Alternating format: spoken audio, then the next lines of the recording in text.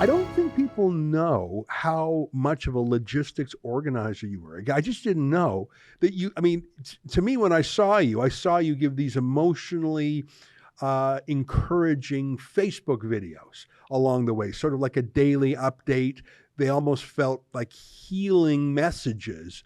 I didn't know you're also a tough as nails logistics boss. I just didn't know that about you. Tell our viewers a little bit about, like, where did you get this organizational skill from? Because not everyone can. It's like an air traffic controller or spinning plates. You got 20 things on the go.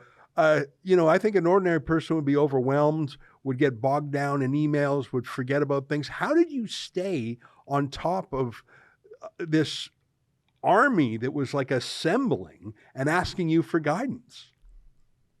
Yeah, it was pretty crazy. I got involved in logistics through the oil and gas industry, actually, and it was through working in the fracturing department that I discovered I was really good at it. And at that time, we didn't really have cell phones, so I had memorized all the employees' numbers, the managers' numbers, like all the service industries that we use, the sales guys in Ottawa.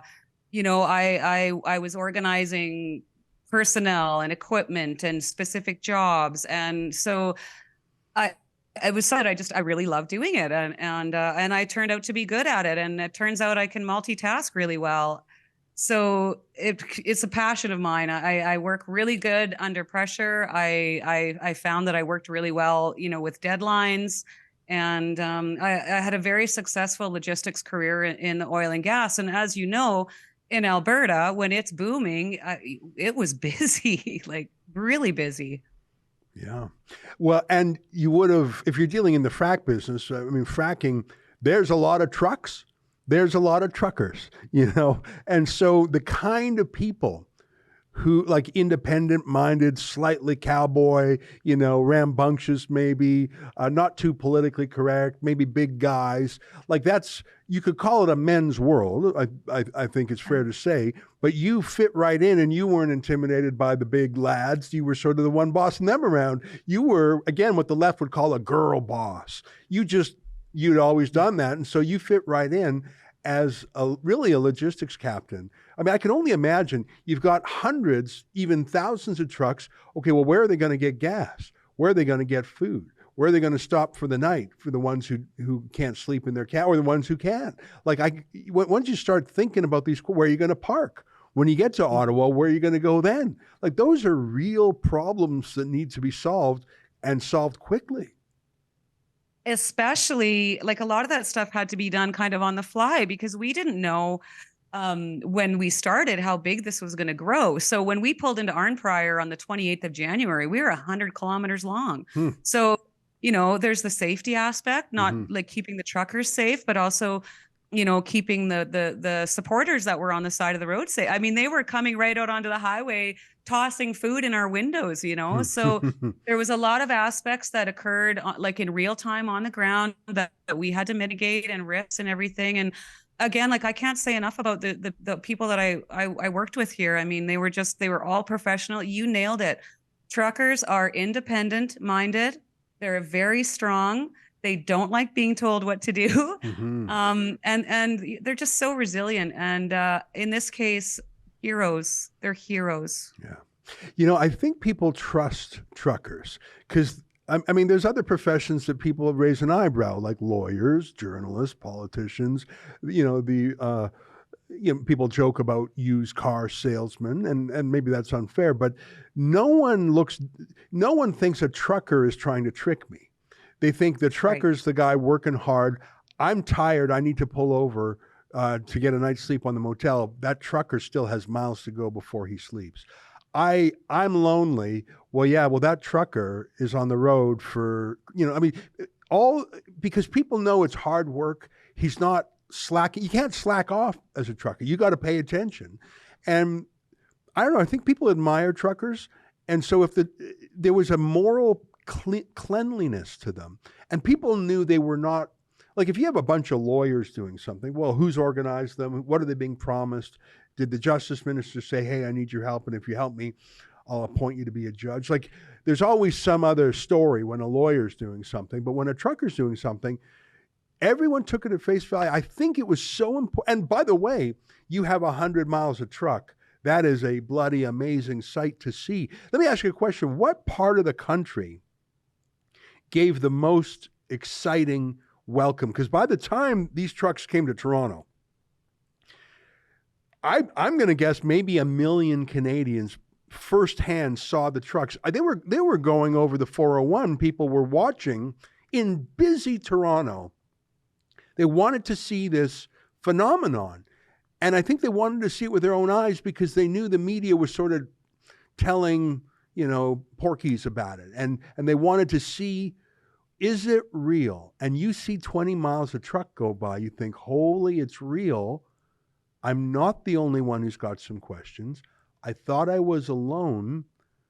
Here's an endless convoy of truckers who says I'm not alone. And if that's what the truckers say, surely other people, I was amazed by how many people came out and watched. Give me an anecdote. Tell me a story of a place you went that you thought, whoa, this is really connecting.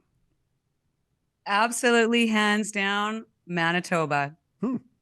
When we got through Headingley, when we got to Headingley and all around the perimeter, way out to the other side, almost to the Ontario border, believe it or not, was thousands and thousands of supporters. And, by this time already, we knew that we were growing and the momentum was really growing. But I mean, I've said this before, but we're driving down the highway and I look out the window and to my right is native dancers drumming in their full regalia, standing beside a group of young Sikh gentlemen who were standing beside Hutterite women and children with holding signs, and beside nuns in full habits, Catholic nuns. That was one of the most profound moments for me because I realized the unity that we were seeing that we hadn't seen in so long. It didn't matter what color your skin was, what God you worshiped, how much money you earned in a year, which part of the country you were from. You were just a Canadian. Mm-hmm. And we were celebrating that again. And that's what it was. The people on the roads were celebrating that hope again and feeling proud of our country again. There was, after all the last few years, there's been so much division. It's been, labels against labels constantly. And we just crushed it. Yeah. Canadians crushed it. Yeah. There was a feeling of love in the air. When I went to Ottawa, I was there only for a few days myself, but there was a festival feeling. It almost had like a Canada Day patriotic feeling. When I first arrived, people were driving in the streets like, an NHL, almost like the Stanley Cup Finals, and your team won. Like people were just whooping it up, driving around, cheering. Like there was a feeling of harmony. And I imagine in a way it would have felt a little bit like Woodstock would have felt, 60 years ago. You mentioned ethnic diversity. I didn't know there were so many South Asian and Indigenous truck drivers. Like there's a ton of Sikhs who drove trucks, and I really enjoyed seeing their political commentary. I became friends with one protester named Palminder Singh, who's very, he's got this beautiful golden turban and he so loves freedom. And we've had him on the show before. I got to know Canadians from walks of life I never would have got to know before. There were a ton of Quebecers because, of course, Ottawa is just across the river from Quebec. So a ton of Quebec drivers.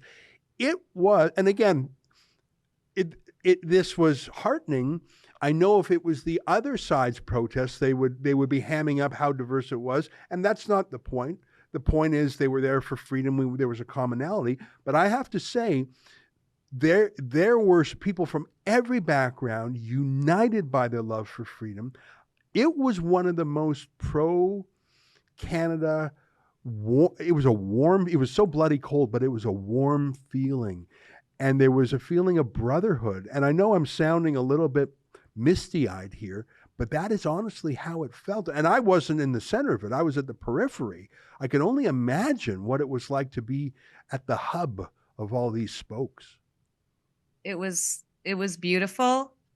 It was emotional. It was heavy. At the POEC in my testimony, I said, I have the tears of thousands of Canadians on my shoulder. And it's so true. I mean, the Facebook messages, the text messages that we received, every stop that we made, people were hugging us and crying and thanking us and telling us their stories. And it definitely, I think I had a big heart before, but it definitely made it swell. I just have so much compassion for these people. We all suffered. That was 2 years of tyranny. And you nailed it earlier. It was so organic that people just got up off their couches in their communities. They didn't phone their friends and organize things. People just got off their couches, collected their families, walked out to the highway, and then saw all these people and thought, they weren't alone or they weren't going crazy. That was an excerpt from the Ezra Levant Show. I'm Ezra Levant. Every weekday, I do a monologue about the topic of the day. Then I interview a fascinating guest either in studio or via Skype. And then I read your mail, whether it's fan mail or hate mail, which is sometimes even more interesting. This is on our premium service, though, called Rebel News Plus. Go to rebelnewsplus.com. It's $8 a month or less if you buy a whole year in advance. You get my show every weeknight, plus Sheila Gunn Reid's show every week. It's called The Gun Show. It's pretty amazing. We rely on you because we do not take a dime from the government. In Canada, that makes us almost unique. So please help us out and help yourself to some great journalism at rebelnewsplus.com.